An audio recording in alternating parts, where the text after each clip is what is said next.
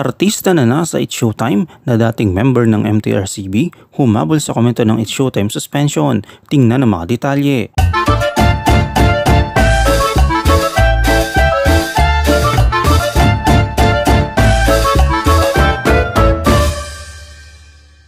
Noong panahon ng pamumuno ni Senator Grace Poe bilang chairperson, si Gladys Reyes ay naging isa sa mga board member ng MTRCB. Sa isang icing incident na nagdulot ng pagkakasuspende ng It's Showtime sa loob ng 12 days, tinanong ng press si Gladys Reyes kung ano ang kanyang opinion ukol dito.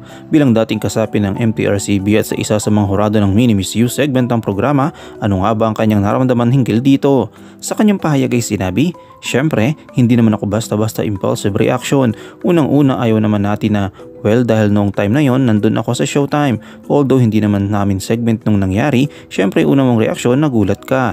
Bakit? Kasi hindi ko naman napanood nung araw na iyon.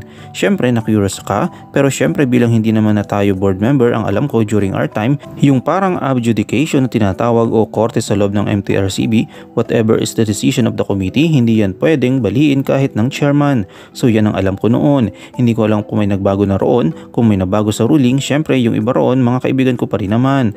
Tinanong ko lang kung matutuloy ang when they told me sa birthday ni Kuya Bong Revilla na oo, matutuloy. Syempre nasa din ako for Showtime. Pero sabi nga, in every situation, there's an opportunity. Ang nangyari kapag nagbanding pa sila ang Showtime family, nakahinga sila, nakapag-hongkong sila, nakapag-rake, diba? So isa rin yun sa kagandahan na nangyari, and ako rin naman, nakapagpahinga ako with my family, nagsambales kami. Dahil siya ay dating board member, may karapatan siyang tanungin at magbigay ng kanyang opinion tungkol sa mga suspension na pinapataw sa mga programa. Ngunit sa kabila ng pagtapos at pagkumpleto ng 12-day suspension ng It's Showtime, maaari ba niyang sabihin na tama lang ang nangyari sa kanya?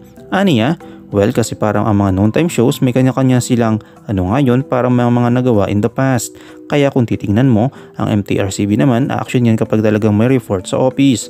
Ang ginawa kasi nila, umakyat sila dahil may mga nag-report, may nakarating sa mga report sa kanila, pinag-aralan nila yun. Ako syempre I can only speak nung panahon namin, so ngayon hindi ko talaga ilalagay ang sarili ko sa kanila. Kasi baka may mga naiba na sa mga rulings at kung paano ang pagpataw ng suspension.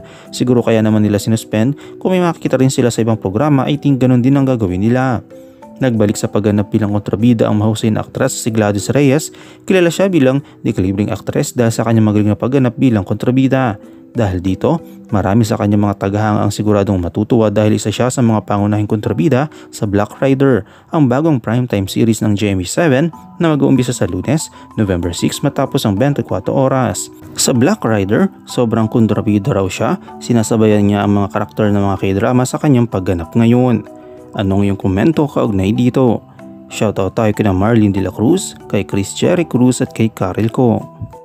I-comment mo lang ang inyong opinion sa comment section at huwag kalimutang i-like, i-follow, i-subscribe ang bcgram.net para sa mga latest happenings.